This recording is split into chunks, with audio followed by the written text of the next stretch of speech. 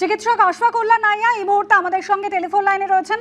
আশফাকুল্লাহ, পানিহাটির প্রাক্তন তৃণমূল বিধায়ক নির্মল ঘোষ, যার বিরুদ্ধে বারবার করে অভিযোগ উঠেছিল যে তড়িঘড়ি প্রমাণ লুপানের উদ্দেশ্যে তিনি দেহ সৎকার করে দিয়েছিলেন, তাকে গ্রেফতার করা হয়েছে।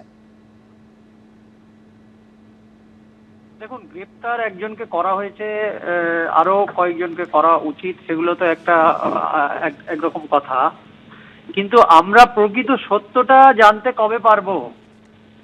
একে ওকে গ্রেপ্তার করার আগে ঘটনাটা কি ঘটেছিল সেটা জানার জন্য যারা অলরেডি গ্রেপ্তার আছে তাদেরকে জিজ্ঞাসাবাদ করতে কে আটকাচ্ছে?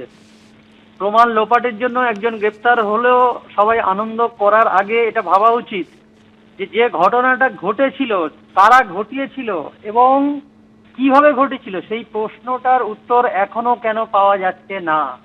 এখনো কেন পশ্চিমবঙ্গবাসী জানতে পারছে না যে ঘটনাটা কি ঘটেছিল অ্যাকচুয়ালি, এবং এই ঘটনাটা কি একেবারে কি ঘটেছিল সেটা এখনো পর্যন্ত মানুষের কাছে কি অজানা রয়ে যাবে? এটাই সব থেকে বড় প্রশ্ন।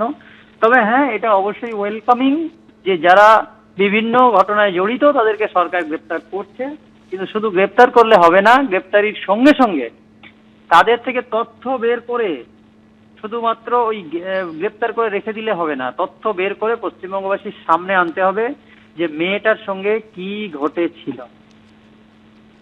ধন্যবাদ আশফাকুল্লাহ।